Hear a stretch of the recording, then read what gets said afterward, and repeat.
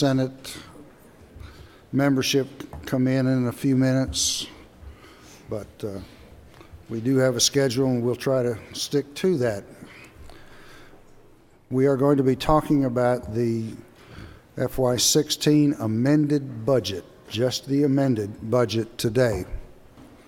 And I hope that members have brought their books. Mr. Chairman, come on up here. I think you're supposed to chair this meeting.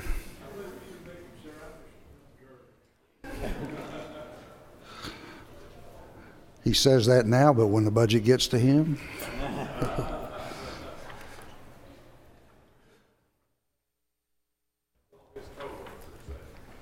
Pardon?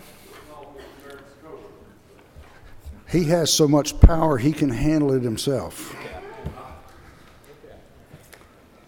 I will tell you, for those of you who have not been looking through this, the FY16 budget amended budget comes from the governor so ready to be approved that we will really not have a lot to talk about today, but there will be some discussion later on, probably on FY17 budget. But we're going to begin with, unless you want to make some comments first? Appreciate y'all being here. Carol, Mr. Chairman. First thing on the agenda is the Employee Retirement System, ERS. Jim Potvin.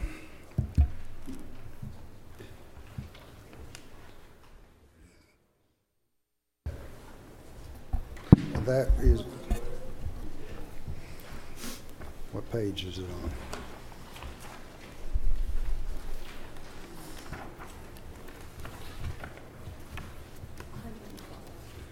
That's page 112 in the amended budget.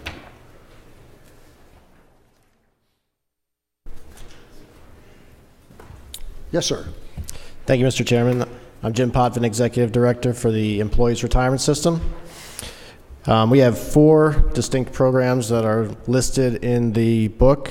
There are no differences, however, between the budget as submitted last year and the amended budget that we're reviewing now. So I have no comments about that. I'd be happy to take any questions from the committee. Give me 1 second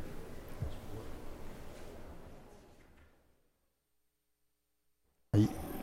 You could, if you would care to, give an update on the system. For most of these folks don't have much connection to the ERS system, so knowing the status of things would be good for them.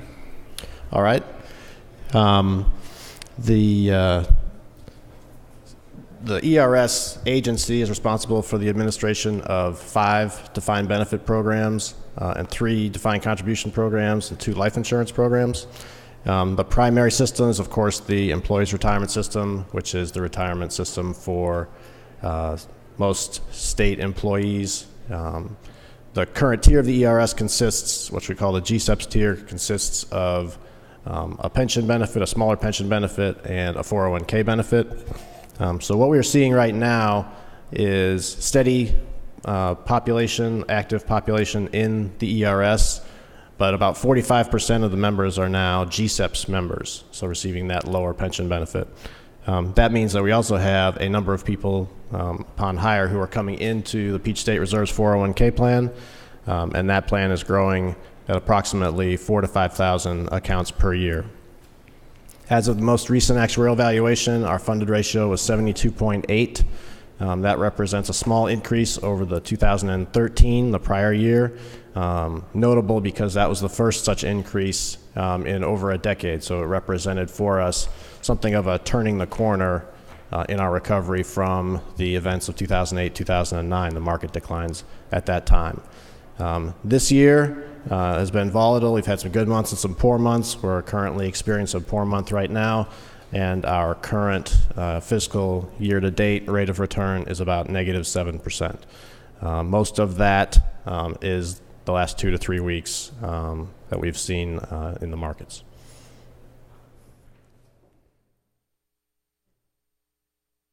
What about COLAs for those members of the different ones. Yes, sir.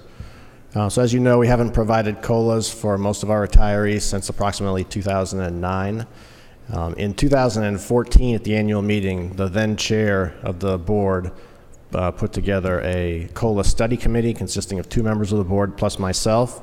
In the spring of last year, in 2015, we came back with our recommendations document, which, to summarize, basically recommends that as we move back into a better funded status, that we sort of ease our way back into providing a COLA. So we would look for the system to reach certain funding milestones, and at that point we would sort of phase COLAs back in based on, instead of in all retirement pay, only using retirement pay up to $30,000. Paying COLAs only for those who are at least age 60 or over, which is the normal retirement age of the plan, things like that, so that we don't start taking on those liabilities all in one fell swoop, again, on a year-to-year basis. Any other questions? Yes.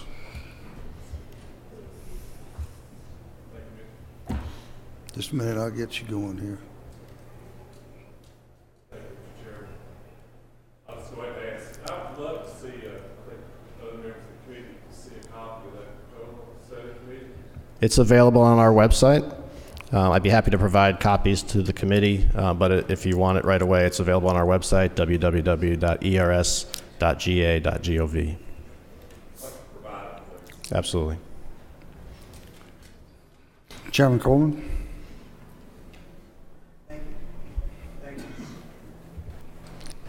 Thank you for being with us and appreciate that. Just a couple of questions. I was involved when, again, I ask this question every year, and one was to see how it's doing when we did the blended program. How is, you say, did I hear you say 45% of your ERS and people now are in the blended program? That's correct. 45%. So there's only 55% that are still under the defined benefit then, is that right? That are under what we called the new plan and the old plan. That's correct. Yeah, okay. Now, we had questioned the stickability. What are you finding when they come in? Are we having 80%, 90%, 50% that are staying with the 401k? So yes, so the representative is referring to the fact that we auto-enroll people in the defined benefit plan. That's a mandatory. And we also auto-enroll them in the 401k plan, which is still voluntary. They can opt out if they wish. About 90% of the members are staying in the plan, and about 10% over the 7 years have opted out. And we promised them also when we did that that we would that if we went to that, we'd give them a higher salary. You know, that was the carrot for really getting them to come in to adopt that. Have we raised those salaries, or are they still depressed? And I'm not trying to put you on the spot. I just want the facts. Yeah, so the data shows that average salary across the population is increasing approximately 1% per year. I assume that's mostly due to promotions and those kinds of things. But there's no, we have not, as far as, we have not granted that increase in salary yet. Okay. As far as I can tell, correct. Okay, well, thank you. Thank you. Any more questions? Well, we thank you for being here. Thank you for your time, and we will get that to the members of the committee. Thank you. And now we have TRS, Teacher Retirement System, with Steve Boyer.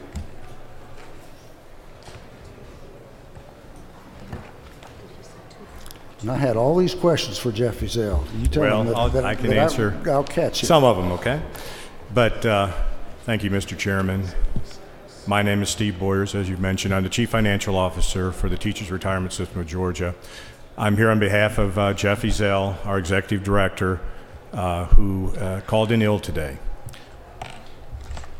So, as you'll notice on the Governor's amended budget, I believe on page 195,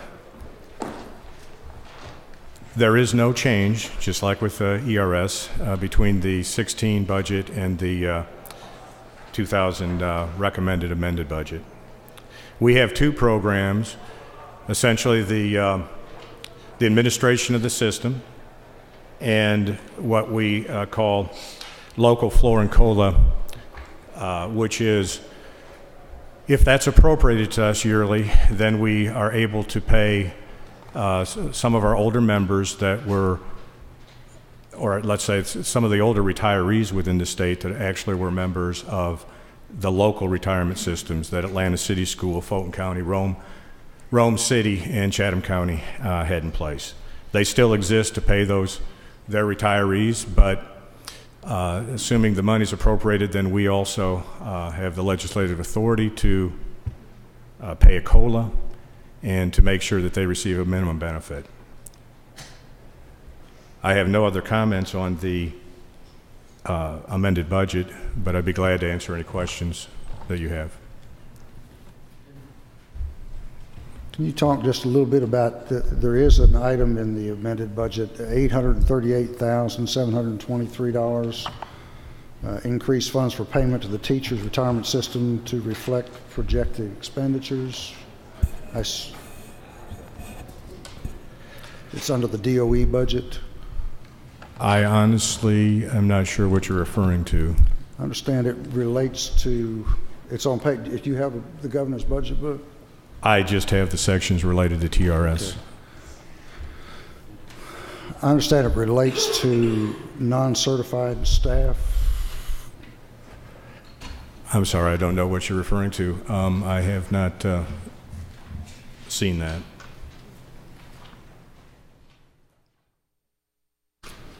What page, Mr. Chairman? It's on page 108. Thank 108.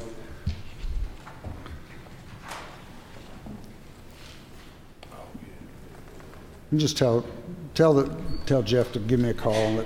Yes, yeah, I'm not familiar with I don't that. mean to put you on the spot. No, I'm honestly not familiar with that, but we'll find out Okay. and give you a call. Yesterday they said it was for non-certified supervisors and managers. Yeah, but I want to find out a little more about it. It's not something that shows up in the budget every year. It's kind of a balancing thing, is my understanding. Okay. So we'll get more specifics on that, which you're saying. We'll get more specific than that. Yeah. Okay. Questions for TRS? I think I can answer most of the rest of the questions, but that one, you stumped me. Well, you're lucky. I don't see any questions coming Okay. up. All right, thank you.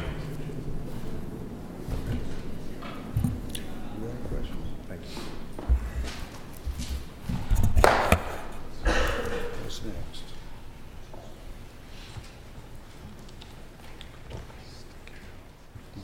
DOE.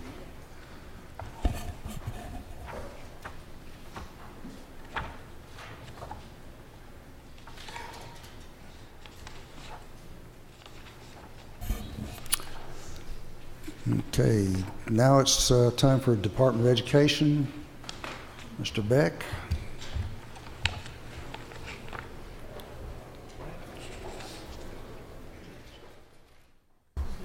Good afternoon. Department of Ed starts on page 103 in your books. Mr. Chairman, if it's all right with you, I was just going to read through our change items for the amended budget. I have corresponding numbers for the governor's book, and you guys might have a tracking document. I'm not sure if I have that, but perfect. Okay. Our amended budget's fairly standard. We don't have a whole lot of stuff to discuss, but we'll go through the individual change items. Beginning on page 104, we do have one statewide change that you'll see reflected in 10 of our programs.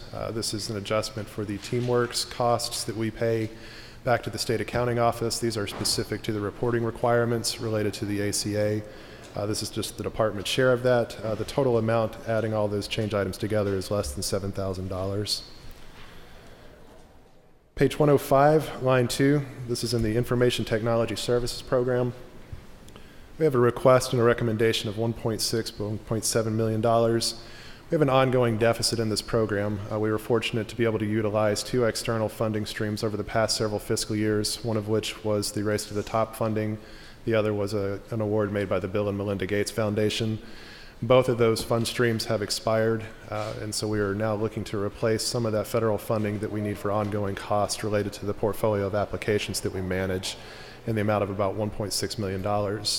The total deficit in that program is really closer to about $2.5 million, but we are able to utilize what I'll refer to as lapse between the number of full-time positions that we budget for and that we have in place at any given time during the year. We continue to struggle with recruiting and retaining IT professionals in certain areas. We aren't able to compete with industry salaries for the most part, but the folks that we have been a great asset to the organization, and really we're looking just to be able to continue business as usual as we have in that organization. Can you break that out and send us some detail on, Absolutely. on what that? Yes, sir. Yep. And one other thing, can you move that microphone over so it's kind of right in front of Sure. you? We got a couple of them that are hard of hearing, Okay. including me. So,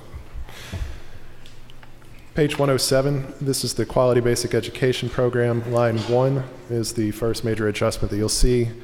This reflects the growth in the academic year from when we projected what the budget was going to be to what we saw in our last FTE count. This is for about $98 million. It represents about 13,000 new students entering the system during that time. As I mentioned yesterday, it was interesting to see that most of that growth was concentrated in 7 counties, 6 of which were within the metro Atlanta area. That would be Cherokee, Clayton, Cobb, Forsyth, Gwinnett, and Henry. Gwinnett alone accounts for about 3,000 of those students. The only non-metro county that showed any real substantive growth beyond that 500 student mark was in Columbia County. Line 2, this is the state charter school supplement. It's about $13.4 million. We have 16 existing state charter schools. Of that $13 million, $3 million or so is targeted towards the growth that they saw in their academic year, not dissimilar to what we do for the traditional K-12 schools. We also have 5 new schools that have come online during that time. This represents an increase of about $10.5 million. This is Foothills, the International Charter School of Atlanta, Scintilla, the Georgia School for Innovation and Classics, and the Dubois Integrity Academy. Those 5 schools have an anticipated roster count of about 2,600 students.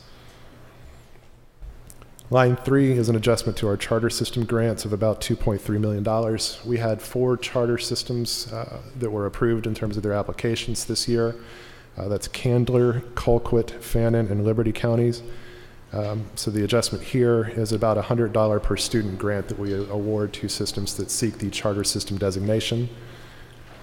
based on the decisions they were on, had to make by June, are there more systems after those 4? Absolutely. So this is an area where I think you'll see pretty substantial growth over the next 2 fiscal years at least.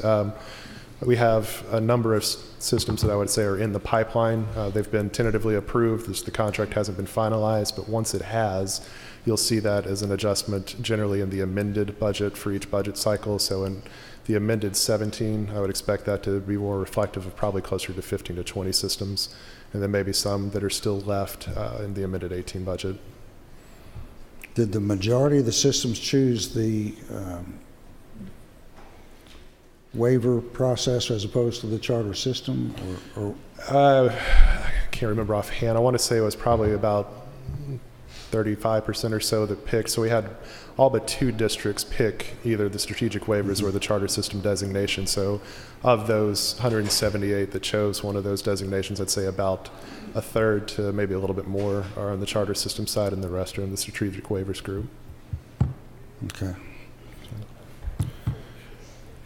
Finally, line 4, this is the Special Needs Scholarship Program. This is a proposed reduction of about $4 million. The last active roster that we took indicated there were 2,900 participants in that program. This would move this year's budget down from $21.5 million to about $17.5 million. This is a standard recommendation that's made every year, either up or down, to reflect the actual cost of enrollment in the program at the most recent time that we have the data for. Page 108, line 1. Mr. Chairman, this may answer some of your questions in regards to the TRS transaction. We are required by code to provide or to allow employees who are supervisors in the maintenance, nutrition, warehouse, and transportation service areas at each local education agency. They may elect to participate in the TRS program, whereas we would not normally otherwise pay for those individuals. We do pay for those particular members. I think it was 4 years ago, there was an adjustment down in this particular budget. I think that reflected a contraction of the number of employees that qualified for that. This was during a period of time when many local education agencies were reducing staff. So we had a budget surplus in the program. Ever since that time, that budget has, or the actual liability has increased year over year. We've been able to manage that deficit in part with just some funding that was able to be redirected into that area that had to do with retirement liabilities. Unfortunately, that liability has grown to the extent that we no longer can manage it internally, so we are requesting funds for both the amended and the FY17 budget to fully account from the cost there. In terms of the actual transaction, the TRS and DOE provide a roster count, not dissimilar to what we do with teachers, that identifies how many of these individuals we're going to pay for, and then we're simply billed by TRS for the full amount, and we make that as an on-behalf payment for those local education agencies. So this amount would move the total budget up from $5.5 million to around 6.3, but again, every dollar of that is being passed through directly to local systems. So that's based on the number who are currently still employed. It's not, we're actually funding future liability with it? So the payment includes both components, but it is on behalf of current employees. So every payment we make to the system includes not just a liability for that individual, but for future liabilities of the system as a whole. But it is the standard TRS payment like we would pay for any other certificated individual. So it really is a cleanup item. Again, like I said, the population has simply increased beyond what we had anticipated several years ago. So we've had an ongoing deficit there that now is getting close to the $1 million mark. Okay. Finally, on page 108, line 1, this is the Technology and Career Education Program. These are some additional funds for the Microsoft Certification Program.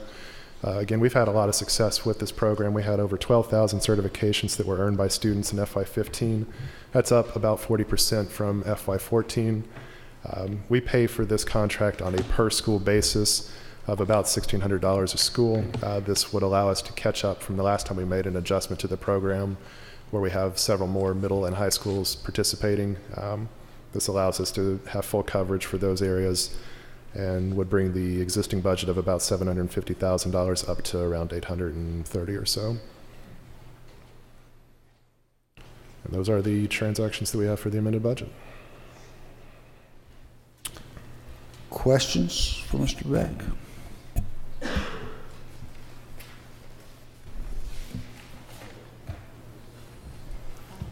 Representative Clanton? Thank you, Mr. Chairman.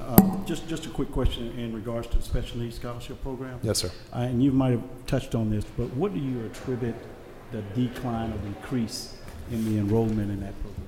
Sure. There's some inherent volatility in that program where you see the attendance counts waver on kind of a seasonal basis.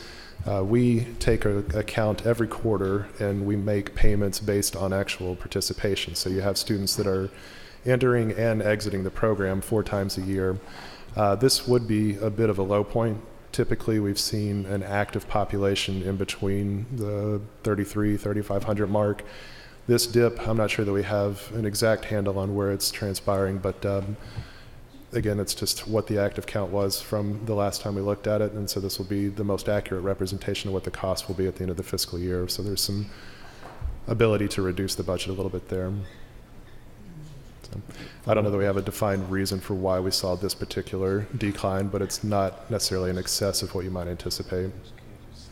And the premises of my question is because as we are diagnosing more and more kids that has some sort of special need, it's just curious to me why we're declining in the usage of the program. Does it have to do with education, awareness?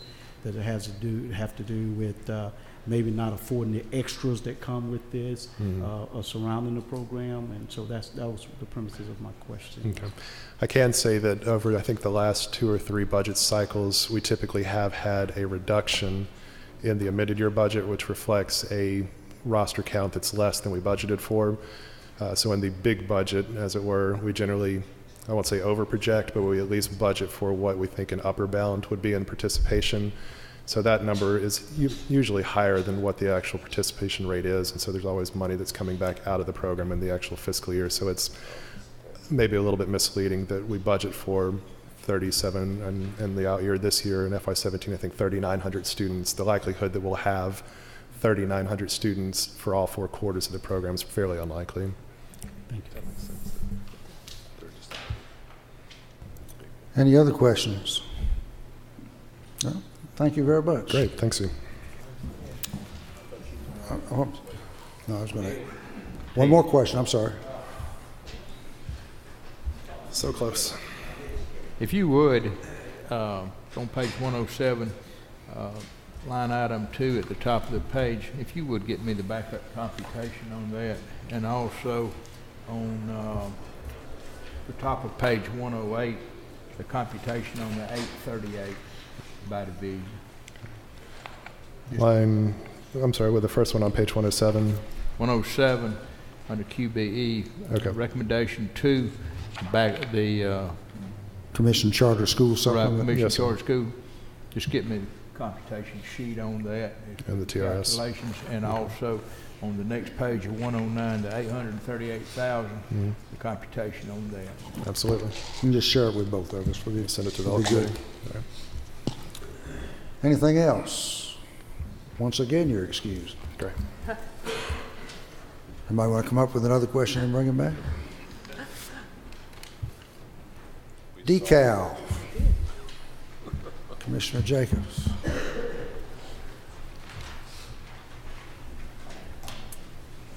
Good afternoon, Mr. Chairman and members of the committee. Thank you, as always, for inviting us here. We only have one small change for the amended FY16 budget, which is on page 96, and it is a statewide change in our pre-K program of $199 for TeamWorks to comply with the Affordable Care Act. So we only have one small change in Amendment 16. I did want to bring to your attention, though, just a quick update on the pre-K longitudinal study that many of you and the entire General Assembly asked DECAL to conduct several years ago. You should have received a letter from me in an executive summary just last week with the highlights of that longitudinal study, where we are following a group of pre-K students from pre-K through 3rd grade to look at child outcomes and classroom quality. What we just released and what I provided to you last week was an evaluation of the results of their pre-K year. So we studied these students from the beginning of their pre-K year to the end of their pre-K year. And I'm happy to report that there were good results of that study. It shows that pre-K students make increases across all domains of learning during their pre-K year, above and beyond what you would normally expect of normal development. And if you look at classroom quality, it's very consistent throughout the state. So whether you're in a pre-K classroom in North Georgia or South Georgia or right in the metro area, pre-K students are receiving the same high level of quality in their pre-K classroom. So I wanted to just bring that to your attention, and I'm happy to answer any questions. I have one that's not really a question. It's ask you to comment, and it's actually the 17 budget. That's the line item. I don't have that book here, but it's the merit salary increase. We've had, I know many of us have had questions come up about that. If you can kind of clarify what that is. Sure, absolutely. In the governor's budget recommendation, he added about $7.9 million for a merit-based increase for pre-K teachers, and we've gotten the same type of questions.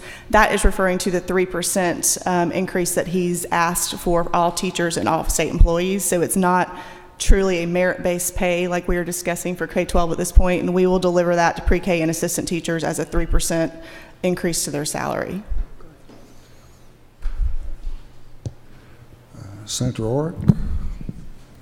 Thank you, Mr. Chairman. Thanks for joining us and providing this information. What is the current assessment of, given the way that we do pre-K, there are areas that have a high demand but not necessarily enough slots? What kind of statistics are you all able to keep or produce on access to the program? It was originally presented and described as a universal voluntary pre-K, but in truth, you can live in an area where the slots are filled and you cannot get secure for your child pre-K services. Right. And we serve about 60% of 4-year-olds statewide, but you're right, it just varies on the number of 4-year-olds we serve by county. So in our application process every year, we target our application to those counties where there are fewer 4-year-olds served. And we fund classes all throughout the year. I'm doing some actually personal outreach to some of those counties that had the highest wait list. We're still funding classes right now. And trying to get those either public school providers or private child care providers to come on board. We're also trying to offer them some additional professional development and training for their principals, for their center leaders, but also we have a summer transition program. So if we fund classes in January, obviously they're only getting half a year of pre-K, so we have a summer transition program that's actually 6 weeks after the pre-K year that we found to have actually good results where students make gains during those 6 weeks. So we're offering that summer transition program as well. So those students that we fund during the middle of the year actually have a little bit extra time in the classroom with pre-K. But we are working on that, and that is an issue. But there are, and we have it by county where we could show you the wait list by county, but we could also show you the saturation rate, which is basically the number of 4-year-olds that Georgia's pre-K program serves by county. In many of those counties, we serve 100%, but in some of them it could be 50%. Thanks. That would be excellent information I think to share with the committee. Okay. And you seem to be talking largely about more far-flung counties.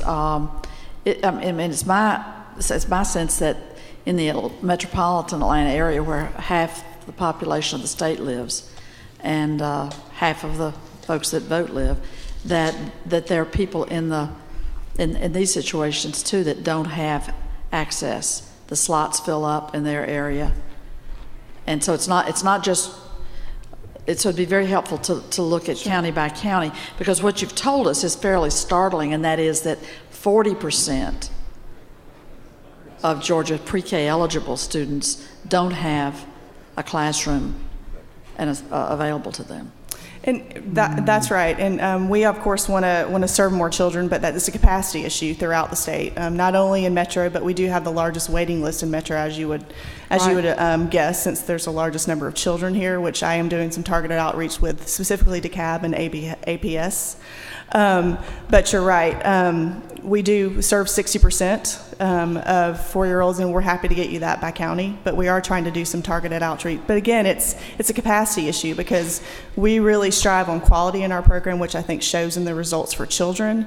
And we just don't have the quality providers or school systems that have the space to offer pre-K right now. But there are institutions, aren't there, that offer that are seeking more than the classroom slots that you give them. You decline some places in Metro that actually could.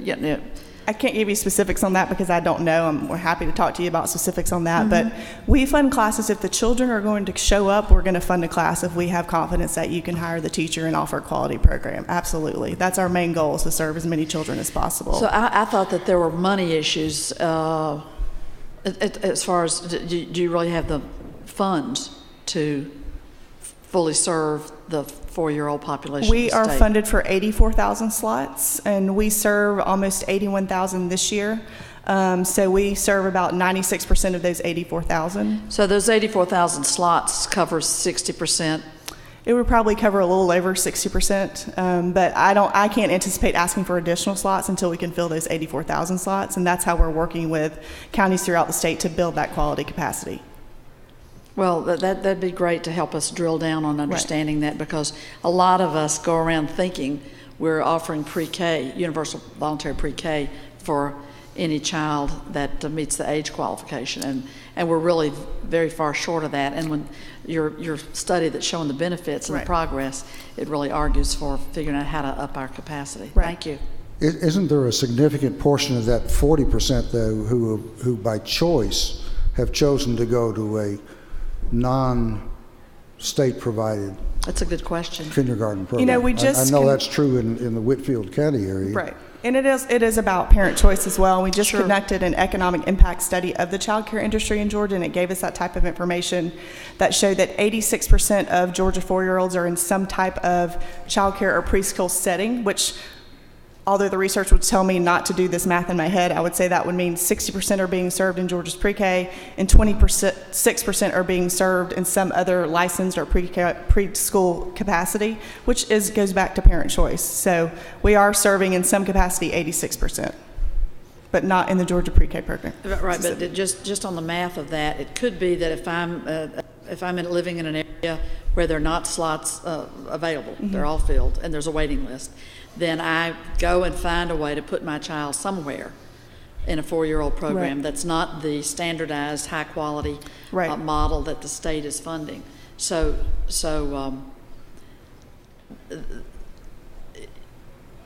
that still, to me, looks like underserving the population. If you have to go settle for something to have some place to put that 4-year-old, but don't have access to the quality program that the state funds. But it'd be great to get more information on that. And thanks so much for all that you do for Georgia's children. Representative Coleman, Chairman Coleman. Following up on that same question, I appreciate it. So we're up to 86% now. We have the 6%, we're 61% we're serving. Parental choice, because I've talked to a lot of my parents to say they'd rather than the church pre-K, the whatever, that are good pre-Ks.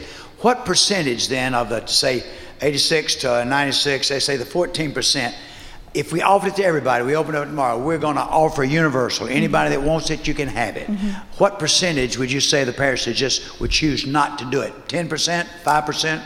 I mean, I think that's... Unless we mandated it, yeah. Right. I think that's hard for me to guesstimate. I guess you could use the 86% and say maybe 15% would choose something other than licensed or pre-K, right? And, that goes back to parental choice. Of course, we think it's good for kids to be in a high-quality learning environment, but I don't. That would be really hard for me to guesstimate. Because I really believe that the ones that need it, with where we are in these areas, are getting it.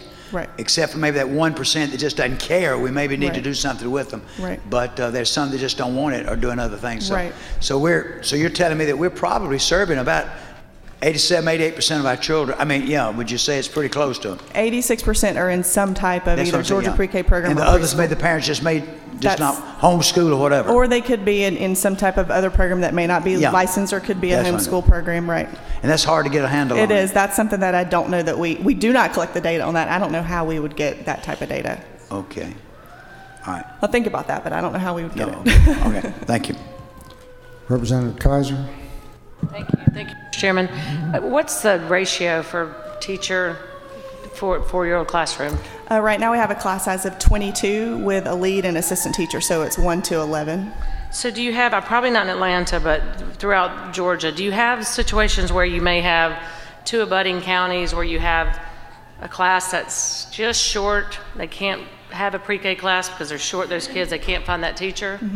And do you ever have that in cities, larger cities like Atlanta? Not to my knowledge. As far as, county to county or city to city, of course we do anything we can to fill a classroom. Sometimes we know, especially in rural areas, it's hard to fill a class of 22, and we'll do some type of waiver because we want, if they've got 18 or 20 children and they just don't have those children in that county, as opposed to not serving the 18 or 20, we'll provide some type of waiver and hold them harmless and pay them for 22. But I'm not familiar, and I don't know of anywhere we're doing a county or city type sharing classroom. We're definitely open to that.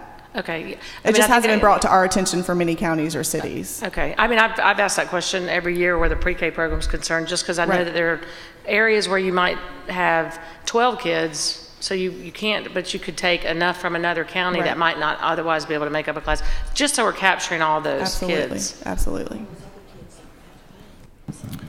Representative Tanner. You actually answered my question primarily because I was concerned about that 40% and how that broke out, and Chairman Coleman followed up on it. I know my daughters, personally, my 3 daughters are all in public school, but when they attended pre-K, they all went to a church-based pre-K program that would have not have been counted. And I know in my community, a large portion of my folks that we are friends with, all their children go to church-based pre-K. So you primarily answered that question, and also it was good to hear that if you see the demand for pre-K slots rise above that 84,000 that you have in the budget, that you would be requesting that. It's not something that the General Assembly has denied that additional funding. Right. It's just you're basing your budget based on the current demand for students in our state. It's not that this body's not funding it adequately. That's absolutely correct. We have not requested additional slots in several years because obviously we're trying to fill the 84,000 slots right now before we come back to you for additional slots. Thank you. Representative Chairman Coleman. One more. I really enjoyed serving on the commission with you. You're a very aggressive person, very innovative, creative, and I really am impressed with what you're trying to do with the program, what you've done. If you could make 2 wishes that you would like to see happen, what would be your 2 major wishes that you would like to see done? Would it be increasing slots? What do you think needs to be done to really make the program?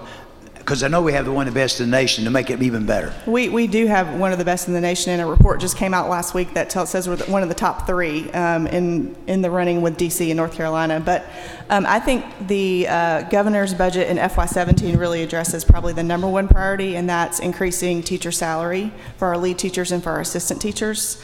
They are the most critical part of our classroom, and we have a hard time retaining them because they go into K-12. So that is probably my #1 priority. If we don't talk budgetarily, I really want to do something to address the wait list. I think we will always have a wait list because you're never going to have exactly, the right number of classrooms for the right number of students. And parents are always going to choose different things, but we're trying to work internally to do some targeted outreach to actually decrease the wait list so we can serve more 4-year-olds. Representative Kaiser. Thank you, Mr. Chairman. I have to follow up. I may just be mishearing. You're saying you're not asking for more money for additional slots, right? But you assume that everyone's getting into pre-K that wants to be in those slots. But you're also saying there's a wait list. I'm just confused because I know I have people in my district and my children, there weren't slots for a pre-K program. So what are we doing to, We are funded for 84,000 slots. We currently fill about 81,000 of those. So that's a fill rate of about 96%. We do not, and we have about 5,000 children on the wait list. I know that doesn't make a lot of sense, and hopefully I'm going to explain it. It's a capacity issue. We do not have quality either public schools or private providers in those areas where the wait list exists right now to actually offer classrooms. That's why I'm doing targeted outreach specifically to DeKalb. They have a very large wait list. In Atlanta Public Schools, we have a wait just list. meeting, and we just met with them in December to talk about adding classes at the beginning of this school year. So, but we also hear from public schools a lot that they have a space issue. They just don't have room for the classes. They'd love to offer it, but they just don't have rooms for the classrooms. So those are issues that we're trying to deal with on our end as well. Okay, yeah, you explained that. So I'm thinking 80, I'm just trying to picture, you're funded for 84,000, you've got 81 in, so you have about 5,000 on the wait list, right. But you can't capture those 5,000 because of a facility issue? Right, if we don't have if we don't have a quality provider in those areas to hold a classroom, we can't put those kids anywhere. And that's what the problem is. We don't have quality capacity in those areas. So, but you're currently talking about Atlanta Public Schools, correct? I am, yes. Okay, I just need it because we're going to have a meeting with them in the morning, so yes. That needs to be an issue. Thank you. Yes. Anything else? Thank you. Thank you. You did a good job.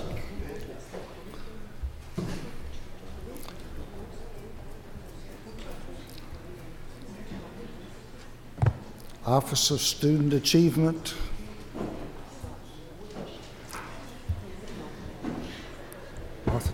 Martha Ed Todd.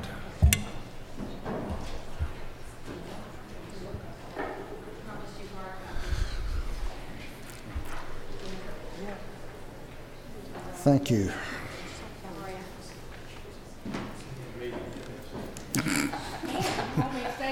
No. We'll turn your microphone off.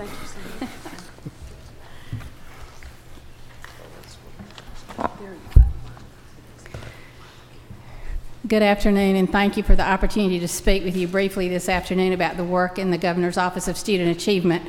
I'd like to take just a moment of privilege and introduce Sam Rauschenberg, who is passing out additional copies, and Dr. Kiana Good, who work with me very closely and lead a lot of this work. We really couldn't do what we do without them, so I wanted to make sure to recognize them here today.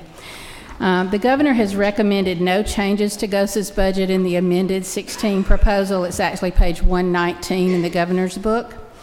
And we support the governor's recommendation there.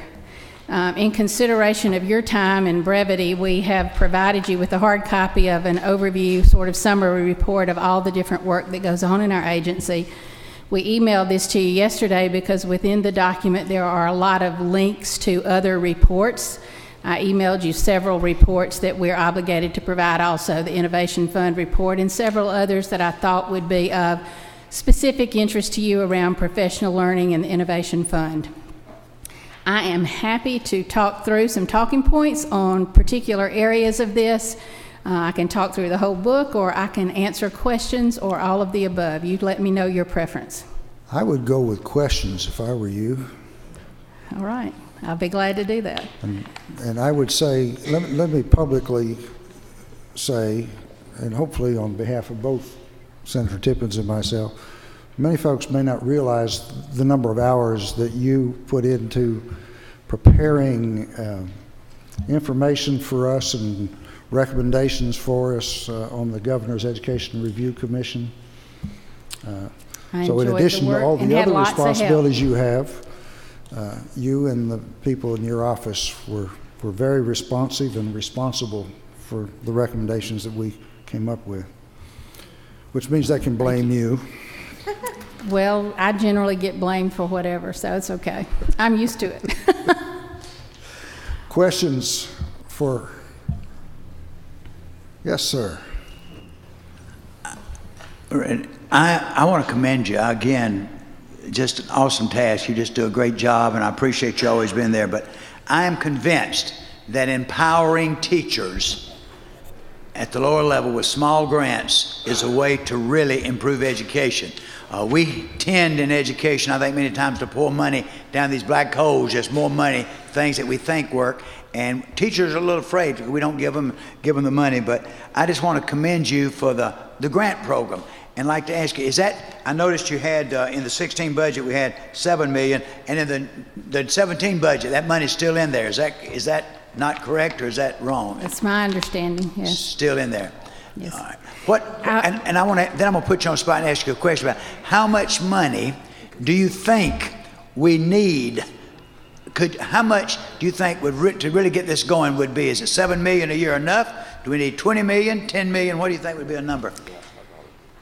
We reviewed, let me answer that with some facts, first of all. For the Innovation Fund applications this year, we reviewed 57 applications. Now, if we had had all the money in the world, we would not have funded all 57 because they were not all quality applications that could have been implemented well and had success. But we would have funded more than 12 that we did fund. Now, I say that saying that we still have somewhere between $500,000 and $1 million that we will award out between now and the end of the year.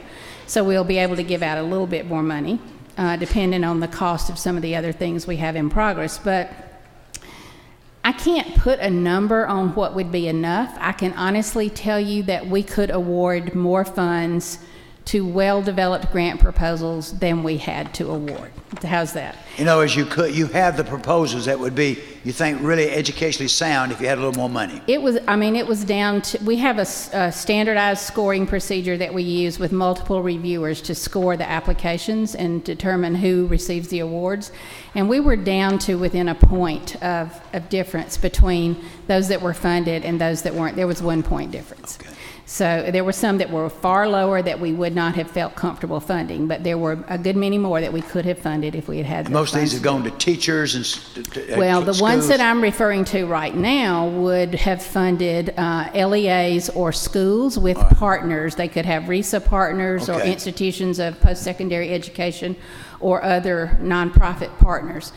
We have funded mini grants, we call them, and we hope to fund more mini grants to teachers in the future. We're always looking for nominations for teachers in the Innovation in Teaching competition.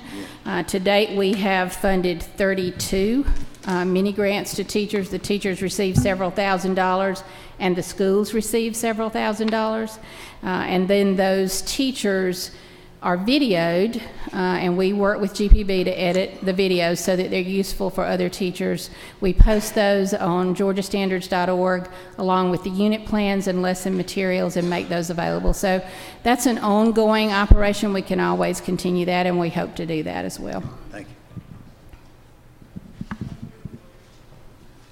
you.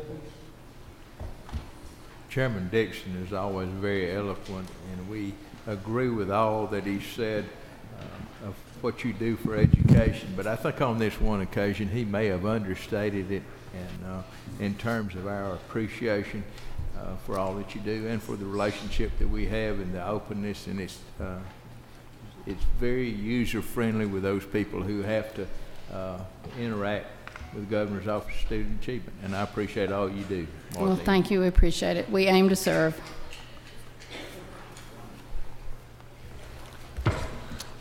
I think you've aimed to finish, too. Thank you. I appreciate We it. appreciate that. And that also concludes all of the items that were on our agenda. Are there any questions from members of the committees, House or Senate? If not, we are adjourned.